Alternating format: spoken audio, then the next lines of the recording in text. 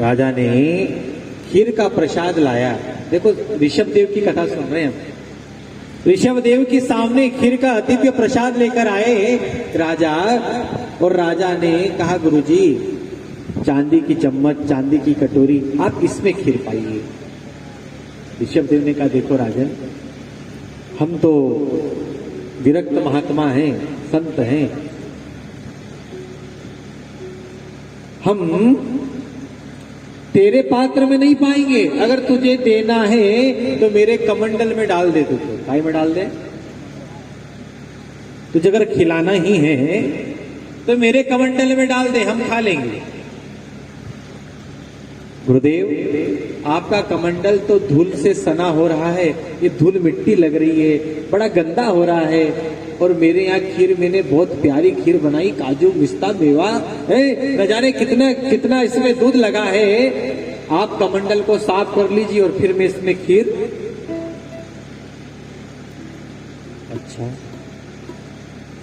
ऋषभ देव ने कहा अच्छा सुनो, तुम्हारी खीर कीमती है या आशीर्वाद? तुम्हारी खीर कीमती है या आशीर्वाद कीमती है? कहा गुरुदेव आशीर्वाद और खीर का तो कोई मेल है नहीं। अच्छा, जब तू केवल इतनी सी बात से भयभीत होकर तेरी खीर खराब ना हो जाए तो मेरे कमंडल में नहीं डाल रहा है, बता मैं मेरा दिव्य आशीर्वाद तेरे ऊपर कैसे दे सकता हूं? राजा को तुरंत समझ में आ गया, चरणों में गिर गया। तब जाके कृपा पूर्वक श्री ऋषभ देव ने राजा को आशीर्वाद दिया। वही ऋषभ देव झाड़ियों के घर्षण से जिनका अंग भस्मीभूत हुआ और उनके ही पावन वंश परंपरा में उनके पुत्र का नाम हुआ भरत, जिससे हमारे देश का नाम पड़ गया भारत। क्या नाम पड़ गया? जोर से बोली, क्या नाम पड़ गया? हमारे भारत का नाम 3 भरत के नाम से पड़ा है। कितने भारत? भरत के नाम से। एक तो राम जी के भाई हुए जिनका नाम हुआ, दूसरे ऋषभ देव के पुत्र हुए भरत, और तीसरे दुष्यंत और शकुंतला के पुत्र हुए भरत। इन तीनों के नाम से हमारे देश का नाम पड़ गया भारत। दिव्य नाम हो गया। क्या कहे महाराज। भरत जी महाराज ने भी अपने जीवन को अपने पिता की तरह ही संभालकर जीवन को संयम रूप से चलाने लगे। देखते देखते देखते चौथा पना गया तो भरत जी महाराज ने अपना राज्य अपने पुत्र के हाथ में दिया और सीधे गंडकी नदी के किनारे चले गए। कौन सी नदी के किनारे? जोर से बोलिए, कौन सी नदी के किनारे? गंडकी नदी के किनारे। जिस प्रकार हमारे नर्मदा जी का एक एक कंकर शंकर है, उसी प्रकार गंडकी नदी का एक एक कंकर शालिग्राम है। क्या है? शालिग्राम। एक एक कंकर। और हमारे घर में 4 चीज होना ही चाहिए। पहला है हमारे घर में शंख होना चाहिए। क्या होना चाहिए? दूसरा हमारे घर तुलसी का वृक्ष होना चाहिए, तुलसी की सुंदर क्यारी होना चाहिए, तुलसी का वृक्ष होना चाहिए। कोई अगर मर रहा हो बताइए उसके मुख में हम क्या देते हैं? बोलिए ना। किसी ने बोला कि अरे अनार का दाना खिलाओ, पपीता खिलाओ पपीता? किसी ने बोला आज तक?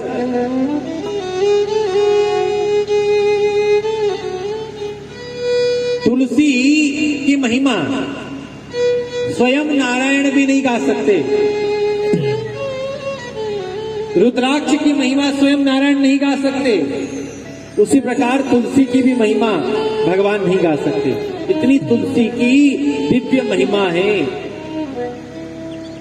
तुलसी महारानी जब यमराज लेवन को आवे, जब यमराज लेवन को आवे, बीच में टांग अड़ावे मारी तुलसा, बीच में टांग। ये तुलसी की महिमा है। जब यमराज लेखो झोकोली के, जब यमराज लेखो झोकोली के, साची साची बात बतावे मारी तुलसा, मेरे बड़े भाई हमारे घर तुलसा। वो जीव परम सौभाग्यशाली है जिसके घर में माता तुलसी की क्यारी है, वो बड़ा सौभाग्य। इसलिए तुलसी प्रत्येक घर में अनिवार्य रूप से होना चाहिए। तीसरा, हमारे घर में शालिग्राम होना चाहिए और शालिग्राम की सेवा होना चाहिए। चौथा, हमारे घर में नर्मदेश्वर महादेव होना चाहिए। कौन से महादेव? जो नर्मदा जी से निकले हुए हैं, ऐसे महादेव जिनका नाम है, उनका नाम भी रखने की जरूरत नहीं है, वो उनका नाम पहले से ही रखा हुआ है। कौन से महादेव? नर्मदेश्वर। नाम रखने की जरूरत नहीं है। और तो और दूसरे शिवलिंग हम लेकर आते हैं तो भैया उसकी प्रतिष्ठा करानी पड़ेगी, विद्वान ब्राह्मणों को बुलाना पड़ेगा, विद्वान वैदिक पूजा पाठ करवानी पड़ेगी। लेकिन नर्मदा जी का अगर कोई शिवलिंग लाकर अगर स्थापित कर दे तो भैया वो तो स्वयं नर्मदा जी ने, वो तो प्रतिष्ठित ही है, स्वयं प्रतिष्ठित महादेव हैं। पर भैया हमारे घर में अंगूठे से बड़ी मूर्ति भी रखना नहीं चाहिए। क्यों नहीं रखना चाहिए? हाँ जी, क्यों नहीं रखना चाहिए? बोले इसलिए नहीं रखना चाहिए क्योंकि अगर हमारे घर में अंगूठे से बड़ी अगर मूर्ति है तो भैया फिर उस मूर्ति की सेवा पूजा अर्चना जिस प्रकार एक मंदिर में भगवान की होती है उस प्रकार से फिर हमें उसकी भी रख सकते हैं, कोई बुराई नहीं। पर भैया अरे घर का भगवान के तो बापड़ा के कदी कदी हपड़ा ने कदी कदी, घर का भगवान के कभी अगरबत्ती लगाई और कभी 2 बजे खेत से आया ने कह रहा कहीं पूजा करे रे, रोटी खाओ ने सो। कुल मिला के उन भगवान की पूजा फिर जैसे मंदिर की पूजा, मंदिर में हम भगवान की नित्य आरती करते हैं, भगवान की नित्य सेवा होती है, भगवान की नित्य पूजा होती है। और आजकल तो मंदिरों की दशा बड़ी विचित्र है भैया कि पुजारी जी बेचारे अकेले घंटी हिला रहे हैं और लोगों ने भी बड़ी दिमाग लगाकर एक मशीन बना दी, बस वो machine duck duck duck duck duck duck duck duck बजे और हो गई आरती। और चिंता मत करो, आने वाले समय में ये घंटी की भी जरूरत, अरे पुजारी जी की जरूरत नहीं पड़ेगी, पुजारी जी बैठेंगे चुपचाप और एक रोबोट आरती उतारेगा। कौन उतारेगा आरती? एक रोबोट खड़ा कर देंगे, गुरु जी भी भाई भगत जब कोई आए नहीं तो अपने कहीं। ये स्थिति हमारे मंदिरों की। और फिर बोले चलो रे बद्री विशाल चला, चलो रे केदारनाथ चला। अरे पहला गांव का मंदिर तो जा, फिर केदारनाथ जाजे, फिर बद्री विशाल जाजे, फिर कथा सुन जे।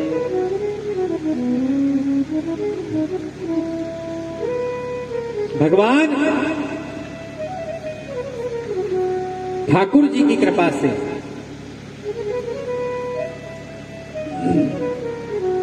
हमारे घर में ये 4 चीज होना ही चाहिए। गंडकी नदी के किनारे आ गए, जय गंडकी नंदन शालिग्राम, पतित पावन तेरो नाम, ये गंडकी नंदन शालिग्राम, पतित पावन तेरो। सेवा करने लगे, भगवान शालिग्राम की सेवा करने लगे। देखते देखते घर से मोह छोड़कर आए, आसक्ति छोड़कर आए, लेकिन देखो इसका नाम है आसक्ति। जो कभी भी आसक्ति, उसी का नाम, ये कभी भी आ सकती है, कभी भी आ सकती है, क्योंकि इसका नाम आसक्ति है। एक हिरणों का झुंड आया, सरोवर पर जल पी रहा था। जल पीते पीते पीते भैया एक हिरणी गर्भवती थी, वो भी जल पी रही थी। बाघों ने प्रहार किया, सब अपना अपना प्राण बचाकर भागने लगे। उस हिरणी ने भी अपने प्राण बचाए, लेकिन भैया उसने नदी में छलांग लगाई। बच्चे का जन्म हो गया, हिरणी तो मर गई। भरत जी महाराज ने किनारे खड़े रहकर देखा कि हिरणी गई तो गई, परंतु इसके जीव को, बच्चे को बचाना चाहिए। कूद पड़े, कूद के बच्चे को निकाला, आश्रम पर ले आए। लेकिन भैया पशु योनि और मनुष्य योनि में बहुत बड़ा अंतर ये है कि हमारी आयु के हिसाब से हमारी उम्र बढ़ती है, लेकिन उसमें तो जैसे जैसे हवा लगे वैसे वैसे उनकी, थोड़ी देर में वो बच्चा उठ गया, खेलने कूदने उछलने कूदने लगा। देखते देखते देखते देखते भरत जी महाराज घर छोड़कर आए थे। क्यों? भजन करूंगा, शालिग्राम की सेवा करूंगा, रोज भगवान का नाम लूंगा। लेकिन अब विचार ये कर रहे हैं कि बापड़ो हिरण कई मालूम रोटी खाई के, छोटा बच्चा है, खाया क्या खाएगा ये? हरी हरी घास लेकर आते, उस बच्चे पर ध्यान रखते, उसकी सेवा करते। पहले भैया हिरण की पेट पूजा हो जाए, उसके बाद भगवान की पूजा करते। देखते देखते समय बीत रहा था। एक दिन वह हिरण का बच्चा हिरणों के झुंड में सम्मिलित होकर चला गया। देखते देखते देखते देखते देखते हिरण को ढूंढने लगे। हिरण्य राजकुमार, हिरण्य राजकुमार। और भैया ये आसक्ति बड़ी खतरनाक है। कई लोगों की आसक्ति रहती ना, कई लोगों की अपने बच्चे में रहती है, कई लोगों की भैया अपने न जाने काई काई में रहती है, और अब आगे चल के मोबाइल में रहने वाले आसक्ति मोबाइल में। एक बार एक घटना याद आ रही। संत नारद जी एक संत जी के पास गए, शिष्यों ने सम्मान किया, गुरुजी थे नहीं, तो शिष्यों ने कहा, गुरुजी, नारद जी ने कहा कि देखो तुम्हारे जो गुरुजी है ना वो बड़े सिद्ध महात्मा है, और जिस दिन तुम्हारे महाराज प्राण छोड़ेंगे तो आसमान से ढोल नगाड़े बजेंगे। क्या बजेंगे? जोर से बोली, क्या बजेंगे? नगाड़े नगाड़े बजेंगे। अब भैया योग से क्या हुआ कि एक दिन गुरुजी के प्राण छूट गए, एक भी नगाड़ा नहीं बजा, एक भी ढोल नहीं बजा। एक दिन गुरुजी, उसी नारद जी फिर आए। शिष्यों ने कहा, गुरुजी आपने तो कहा कि हमारे गुरुजी मरेंगे तो ढोल नगाड़े बजेंगे, एक मजीरो तक नहीं बजियो, क्या हो गया? गुरुजी को नारद जी ने कहा, सुनो, नारद जी को आश्रम बता रहे थे। बोले, गुरुजी हमारे गुरुजी यहाँ बैठते थे, हमारे गुरुजी यहां भजन करते थे। ध्यान से सुनिएगा। नारद जी जा ही रहे थे तो नारद जी का पीताम्बर एक बोर के वृक्ष में अटक गया। नारद जी उस पीताम्बर को निकालने के लिए झुके, मुड़े। उस बोर के झाड़ पर एक पका हुआ लाल कलर का बोर था। क्या था? जोर से बोलो, क्या था? बोर। नारद जी ने उस बोर को तोड़ा, उस फल को तोड़ा, फल को जैसे खोला, उसमें एक छोटा सा कीड़ा था। उस कीड़े को जैसे नारद जी ने ऐसे ऐसे, सबने कहा, महात्मा होके देखो कीड़े के मार दियो। जैसे कीड़े के मारियो वैसे भैया ढोल नगाड़ा धम धम धम धम धम धम बजने लग गए। उन्होंने कहा गुरुजी ये क्या था? बोले भैया तुम्हारे गुरुजी पहले नहीं, तुम्हारे गुरुजी अब गए। बोले अब गए? समझ में नहीं बात, अब कैसे गए? बोले तुम्हारे गुरुजी रोज इस बोर के झाड़ को देखते थे, इस पके हुए बोर को देखते थे, विचार करते थे कब पकेगा और कब खाऊंगा, कब पकेगा कब खाऊंगा, कब पकेगा कब खाऊंगा। इसलिए तुम्हारे गुरुजी को कीड़ा बनकर इस बोर के वृक्ष, इस बोर को खाने के लिए आना पड़ा, क्योंकि इसका नाम आसक्ति है, जो कभी भी आ सकती है, कभी भी आ सकती है। इसलिए भैया कोई न जाने कब हो जाए इस जीवन की शान,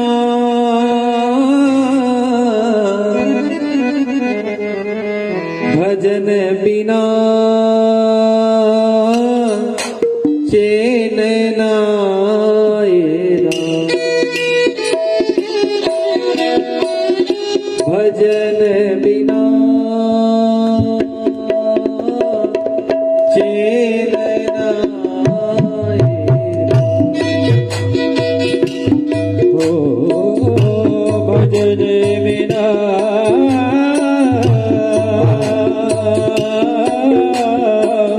चैन न आएगा,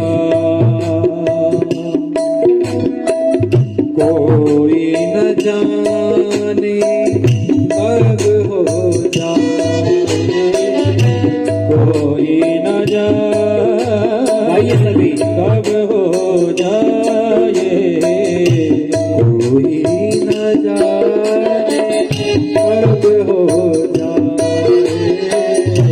कोई न जाने कब हो जाए इस जीवन की शान, इस जीवन की शान, भजन बिना चैन न आएगा,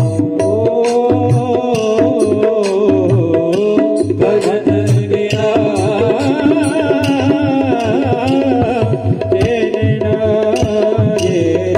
ताली बजाते हुए भाव से हरि बोल।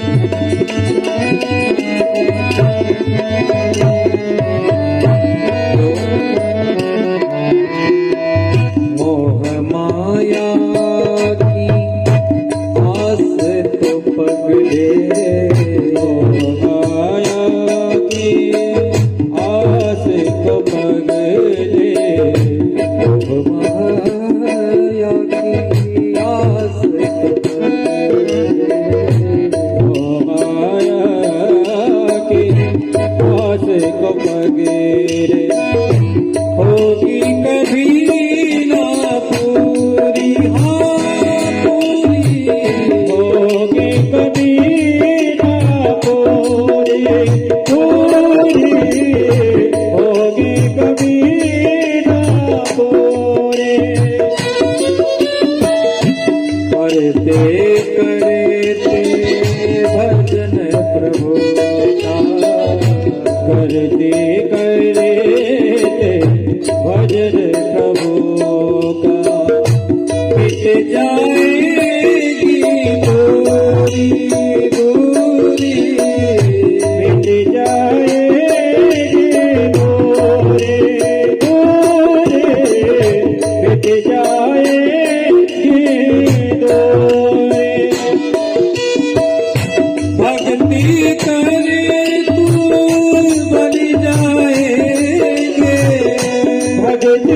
करे तो बन जाएंगे, भक्ति कर तू बन जाएंगे, भक्ति करे तो बन जाएंगे, ओ सारे बिगड़े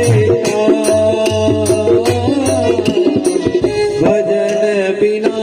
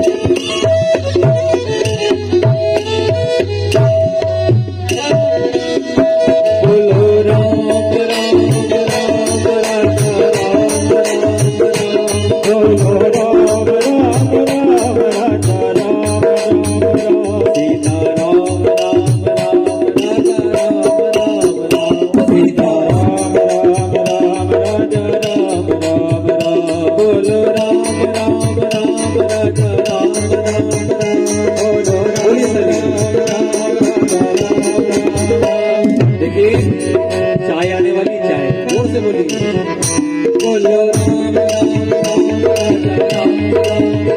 बोलो राम राम राम राजा राम राम, सीता राम राम राम राजा राम, सीता राम राम राम राजा राम राम, बोलो राम राम राम राजा राम राम राम, बोलो राम राम राम राजा राम राम राम, सीता राम राम राम राजा राम राम राम, सीता राम राम राम राम, सीता राम राम राम राजा राम राम, बोलो राम राम राम राजा राम राम, बोलो राम राम राम राजा राम राम, सीता राम राम राम राजा राम राम, सीता राम राम राजा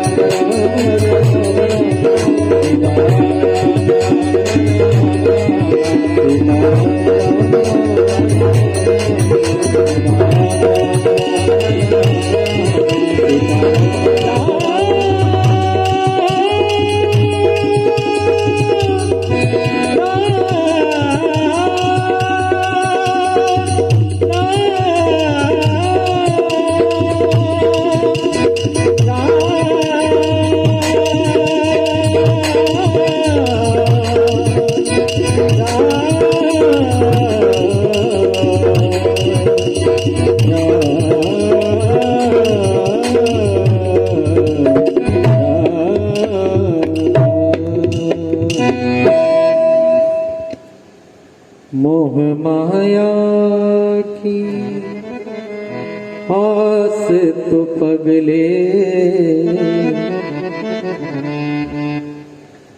होगी कभी ना पूरी,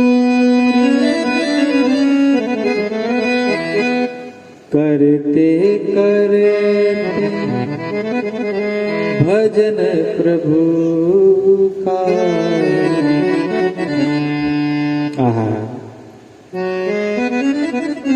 भरत जी महाराज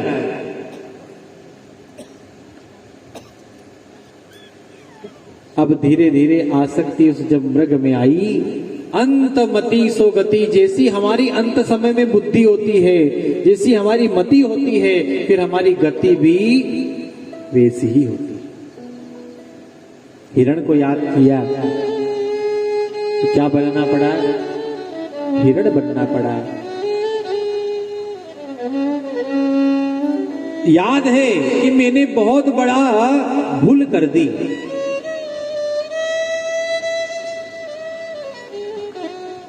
भगवान ने कृपा की और सुंदर ब्राह्मण कुल में जन्म मिल गया।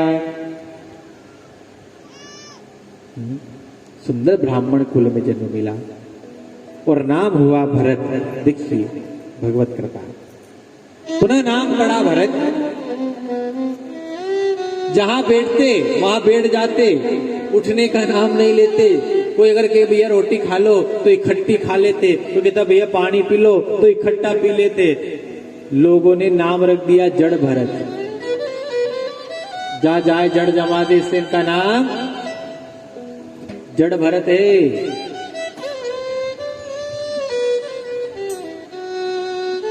याद है ना?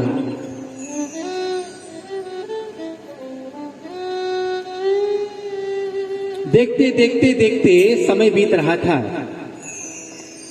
जब घर का कार्य नहीं कर रहे हैं, सिर्फ भजन ही भजन कर रहे हैं, तो घर वाले को बुरा लगने लगा। घर वाले को अच्छा नहीं लग रहा है।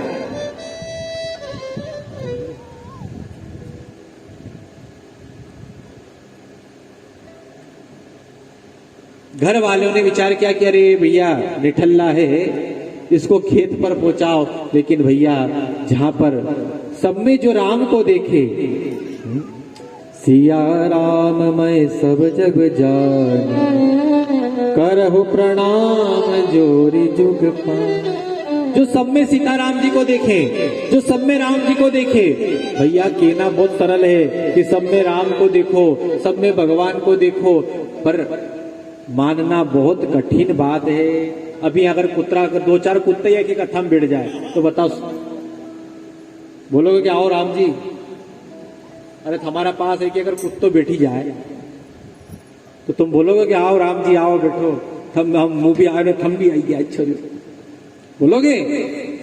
कहना बहुत सरल है। देखो पीछे से वो भी कही है, कहना बहुत सरल है। अच्छा, कहना बहुत सरल है, मानना बहुत। और ऐसे ऐसे संत हुए, संत नामदेव जी महाराज। महाराष्ट्र संतों की धरा है, गुजरात भक्तों की धरा है। महाराष्ट्र में एक से एक संत हुए, स्वामी समर्थ हुए, नामदेव जी हुए। नामदेव जी साधारण नहीं थे, स्वयं भगवान उनसे आकर बात करते थे। भगवान ने एक दिन कहा भैया गुरु बना लो। बोले, उनने कहा कि अपने रोज भगवान से बात कराने, फिर भी क्या गुरु बना? क्यों बनाए गुरु? बोले गुरु इसलिए बना लो क्योंकि गुरु ही भगवान के वास्तविक स्वरूप का बोध करा सकता है कि वो वास्तविकता में है क्या है। गुरु जी का नाम बता दिया तो देखो, गुरु जी का नाम बताया तो गुरु जी के पास पहुंचे तो गुरु जी क्या कर रहे थे? बोले गुरु जी शिवलिंग जो रहता ना, शिवलिंग, शिवलिंग के ऊपर पैर रख के सोए थे। उस और नामदेव ने कहा देखो भगवान को भी यही आदमी मिला गुरु बताने के। कहो बाबा सोना है तो कहीं और सो, और कम से कम सोना है तो भगवान की ओर पैर करके तो मत सो। गुरु जी ने कहा सुनो, तुम्हें इतनी आपत्ति है तो तुम हमारा पैर उठा के इधर कर दो। जैसे इधर किया भैया, वो शिवलिंग वापिस पैर की तरफ आ गया, वापिस आ गया। महात्मा चमत्कारी है। क्या बताओ बच्चा, भगवान है कहां नहीं? वो कहां नहीं ये बताओ पहले। वो सब में है, ये बात पकड़ ली। भैया भगवान ने परीक्षा लेने के लिए कुत्ते का रूप बनाया। कहीं बनाया है? टेगड़ो बढ़िया कुत्ता का रूप बनाया, और कुत्ते का रूप बनाकर भगवान पहुंच गए। रोटी उठाकर भागने लगे। इधर नामदेव जी पीछे पीछे दौड़ लगा रहे, घी की कटोरी हाथ में। अरे सरकार, भगवान की बहुत कृपा है, घी की बहुत कमी नहीं है अपने पास, बहुत की है। कम से कम चोपड़ी हुई तो खा लो, कोरी कोरी क्यों खाओ? कहना बहुत सरल है, लेकिन मानना। भगवान उस कुत्ते में से नारायण प्रकट हो गए और भगवान ने कहा नामदेव, हम तो तुम्हारी परीक्षा लेने आए थे, आज उस परीक्षा में भी तुम सफल हो गए।